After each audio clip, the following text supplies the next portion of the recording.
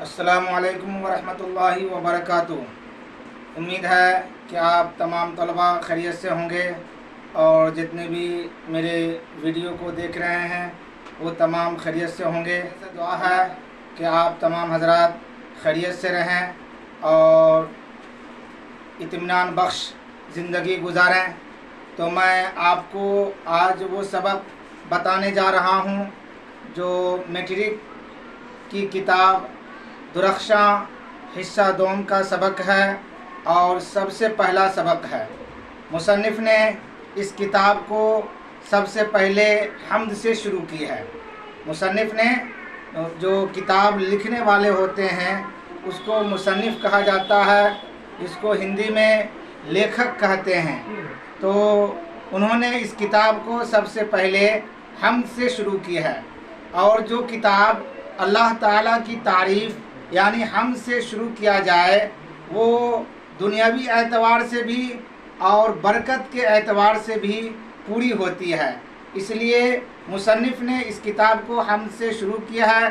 तो हम्द के कुछ ऐसे सबक हैं और कुछ ऐसी इस हम्द के अंदर बातें हैं जो लगभग अभी तक का तजर्बा है कि हर साल मैट्रिक बोर्ड में उस हम्द के बारे में कुछ न कुछ सवाल ज़रूर आता है। उसमें कुछ ऐसी ख़ास चीज़ें हैं जो हर साल सवाल आता है। इसलिए मेरे अज़ीज़ तलबा और मेरे जो भी मुखलिसीन हैं और इस वीडियो को देख रहे हैं वो अपने इल्म में इजाफ़ा करने के लिए अगर सुन रहे हैं, समझ रहे हैं, इस नियत से कि मैं इस सबक को समझूंगा और अपने लाडले अपने बेटे को पूछूंगा और उसे बताऊंगा कि हम्द के बारे में तुम क्या जानते हो, तो वो भी इसको सही तौर पर समझें और सीखें।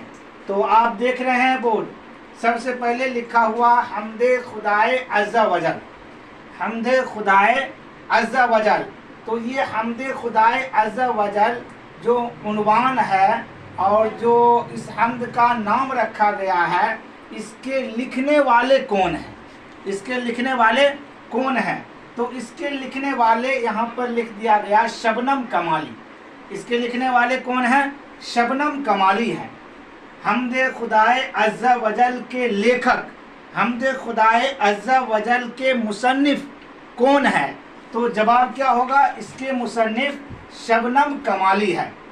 इस हम्द के अंदर चार बातें ख़ास तौर पर दी गई हैं। एक हम्द, दूसरा नात, एक हम्द और दूसरा नात और तीसरा मनक़बत और चौथा कसीदा। तो ये चार बातें जो ख़ास तौर पर जिक्र की गई है। सवाल आता है कि हम्द और नात और मनक़बत और कसीदा में फ़र्क बयान कीजिए। तो हम्द ये अल्लाह ताला की तारीफ़ के लिए ख़ास है। हम्द किसके लिए ख़ास है? अल्लाह तबारक व ताला की तारीफ़ के लिए ख़ास है।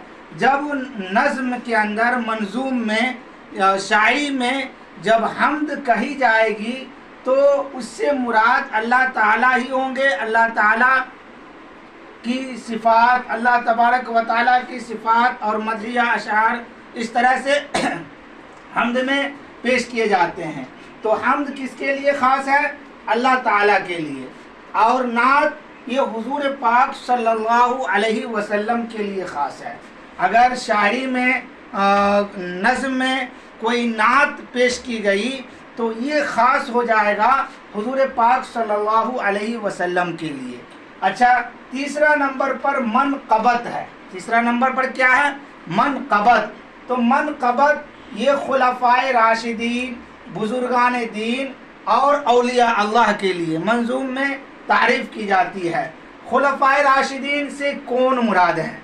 खुलफ़ाए राशिदीन जैसा कि हज़रत अबू बकर सिद्दीक़ रज़ी अल्लाह ताला अन्हु, हज़रत उमर फ़ारूक़ रज़ी अल्लाह ताला अन्हु और हज़रत उस्मान गनी रज़ी अल्लाह ताला अन्हु और हज़रत अली रज़ी अल्लाह ताला अन्हु, इनको खुलफ़ाए राशिदीन कहा जाता है। और बुज़ुर्गान दीन में, दीन के जो बड़े हैं और अल्लाह तबारक व ताला से ऐसा लो लगाए हैं कि अल्लाह तबारक व ताला ने बिल्कुल कबूल कर लिया और वो दीन के बड़े हैं और बिल्कुल हलाल हराम की तमीज़ रखते हैं। दीन के जो बुज़ुर्ग हैं, बड़े हैं, वो बुज़ुर्गान दीन हैं। औलिया अल्लाह, ये अल्लाह के वली, अल्लाह के दोस्त, अल्लाह के वली, अल्लाह के दोस्त। तो मनक़बत में खुलफ़ाए राशिदीन, बुज़ुर्गान दीन और औलिया अल्लाह ख़ास हो गया। हम्द में सिर्फ अल्लाह ख़ास है, नात में हुज़ूर पाक सल्लल्लाहु अलैहि वसल्लम ख़ास है, और मनक़बत में खुलफ़ाए राशिदीन, बुज़ुर्गान दीन, औलिया अल्लाह ये ख़ास हैं। मनक़बत जब आएगा तो इससे चाहे खुलफ़ाए राशिदीन के बारे में वो शायरी कही गई होगी, या बुज़ुर्गान दीन के बारे में, या औलिया अल्लाह के बारे में।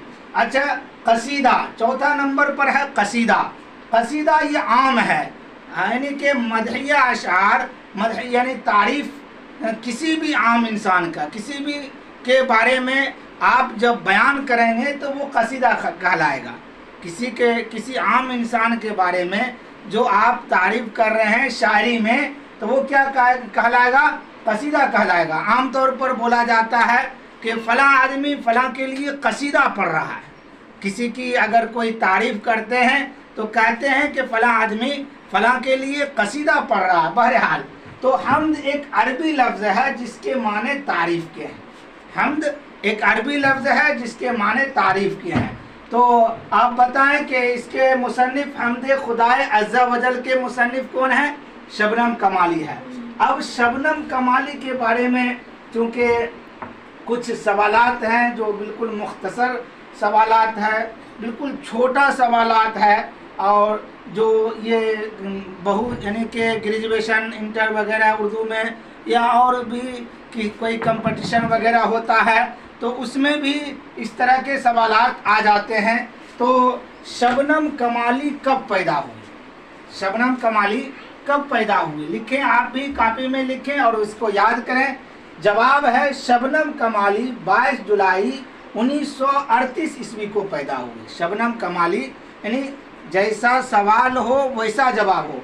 अब यहाँ पर सवाल हो रहा है कि शबनम कमाली कब पैदा हुए। आप कहेंगे शबनम कमाली 22 जुलाई 1938 ईस्वी को सीतामढ़ी में पैदा हुए, तो जवाब तो हुआ, लेकिन बढ़ा करके हुआ। जो सवाल नहीं किया गया उसका भी जवाब दे दिया गया नहीं, बल्कि ये शबनम कमाली कब पैदा हुए, कब पैदा हुए? तो शबनम कमाली 22 जुलाई 1938 ईस्वी को पैदा हुई। तारीख और तारीख ईस्वी आ गई। अच्छा, सवाल नंबर 2, शबनम कमाली कहाँ पैदा हुए? तो जवाब है शबनम कमाली, अब जगह बताना, जगह पूछ रहे हैं कहाँ पैदा हुए, तो शबनम कमाली पोखरीरा ज़िला सीतामढ़ी में पैदा हुए। अब कहाँ और कब, दोनों में फ़र्क। कब के मतलब कि तारीख ईस्वी पूछा जा रहा है, कहाँ का मतलब हुआ कि जगह पूछा जा रहा है। शबनम कमाली कहाँ पैदा हुए, इसलिए मेरे अजीज़ तलबा, सवाल जब जिस सवाल को आप हल करने जा रहे हैं उस सवाल को पहले आप पढ़ें और फिर सोचें और फिर पढ़ें, फिर सोचें, बार बार पढ़ें, बार बार सोचें, क्योंकि सवाल ही में आधा जवाब होता है। और जब सोच समझकर सवाल का जवाब देंगे तो इंशाअल्लाह सही जवाब आएगा। तो शबनम कमाली कहाँ पैदा हुए? शबनम कमाली पोखरीरा ज़िला सीतामढ़ी में पैदा हुए। हो गया। शबनम कमाली का इंतकाल कब हुआ? सवाल नंबर 3, शबनम कमाली का इंतकाल कब हुआ? तो जवाब नंबर 3 है कि शबनम कमाली का इंतकाल 14 अगस्त 2006 को सीतामढ़ी में हुआ। शबनम कमाली का इंतकाल 14 अगस्त 2006 को सीतामढ़ी में हुआ। अच्छा, सवाल नंबर 4 है, कायनात की तख्लीक किसने की, यानी किसने इतनी बड़ी कायनात को पैदा किया? कायनात का मतलब पूरी कायनात, जो ज़मीन, आसमान, चाँद, सूरज, ये दुनिया, आखिरत जितनी भी है, वो सब किसने पैदा किया? इस कायनात की तख्लीक किसने की? तो बिल्कुल जवाब जाहिर है कि कायनात की तख्लीक अल्लाह ताला ने की। कायनात की तख्लीक अल्लाह ताला ने की, इसलिए कि तमाम चीज़ों का पैदा करने वाला अल्लाह ताला है और तमाम को खिलाने वाला भी अल्लाह ताला है बहरहाल इस पर बात बहुत लंबी हो जाएगी, तो आप असल पॉइंट की तरफ आएँ कि इस हमदे खुदाए अज़्ज़ा वजल के लेखक मुसन्निफ शबनम कमाली है। अब अगर कोई पूछे कि हमद, नात, मनक़बत, कसीदा में फ़र्क बयान कीजिए, तो अगर आप इस तारीफ़ को याद करेंगे तो फट से फ़र्क बयान कर देंगे। तो मेरे अजीज़ तलबा, मैं सवाल का जवाब बता रहा हूँ और उस सवाल को आप गौर से सुनें और कापी पर लिखें और इसको याद करें। अब सवाल नंबर 5, इंसान की मुश्किलों को कौन हल करता है? इंसान है, इंसान के पास बहुत सारे मुश्किलात आ जाते हैं, कभी कुछ कभी कुछ, तो इन मुश्किलों को हल करने वाला कौन है? तो जवाब जाहिर है कि अल्लाह ताला है। अल्लाह ताला ही तमाम की मुश्किलों को हल करता है। अल्लाह ताला के अलावा अब इसमें एतराज़ हो जाएगा कि इंसान है, बीमार पड़ गया, डॉक्टर के यहाँ गया, दवा तो वहाँ खाया, वहाँ से इलाज हुआ, वो सही हुआ, वो ठीक है, ये सब एक ज़रिया है। जैसे इंसान कमाता है तो खाता है, और बच्चे, बहुत सारे बच्चे खाते हैं उसके मातहत में, तो अब ये कर ले कि मैं ही सब कुछ हूँ, नहीं। अल्लाह ताला किसी की वजह से आपको वो ज़रिया लगाया है, इसलिए आपकी उतनी कमाई हो रही है, कमाई में बरकत हो रही है। या तो इसलिए समझें कि इंसान की मुश्किलों को कौन हल करता है? तो जवाब है कि अल्लाह ताला। अल्लाह ताला की तरफ से जब आपको मदद आएगी तो आप गुमान भी ना कर सकेंगे। अल्लाह ताला जब आपको रिज़्क देंगे तो पता भी नहीं चलेगा कि कहाँ से आ रहा है और कैसे हम सब जी रहे हैं, खा रहे हैं। तो बहरहाल अल्लाह ताला ही तमाम मुश्किलों को हल करने वाला है। अच्छा, सवाल नंबर 6, शबनम कमाली का असल नाम क्या है? तो जवाब है असल नाम मुस्तफ़ा रज़ा है। असल नाम क्या है? मुस्तफ़ा रज़ा है। और भी सवालात हैं जो किताब के अंदर दिए गए हैं, किताब आप मुताला करें, मुताला करेंगे उसमें जवाब आपको मिल जाएगा। एक अहम सवाल, हालांकि सारे सवाल अहम हैं, लेकिन उससे भी ज़्यादा सब सवाल के अहम है, जो बारीकी चीज़ है मैं बता रहा हूँ, वो हम्द और नात में बुनियादी फ़र्क क्या है?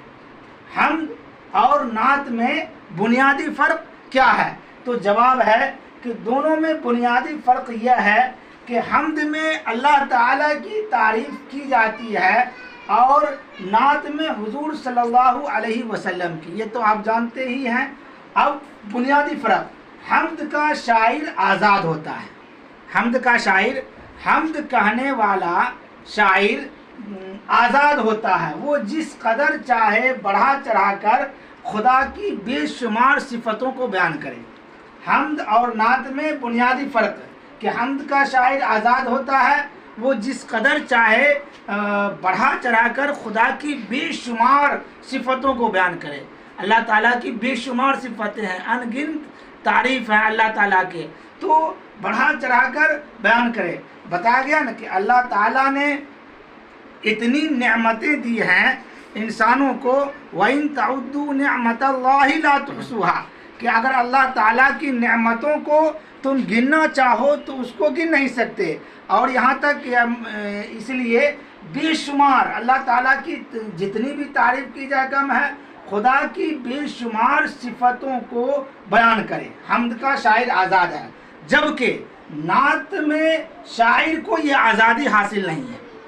हम्द कहने वाला शायर आज़ाद है और नात में शायर को ये आज़ादी हासिल नहीं है। तो नात के शायर को एक हद में रह करके हज़रत मोहम्मद सल्लल्लाहु अलैहि वसल्लम की तारीफ़ बयान करनी पड़ती है।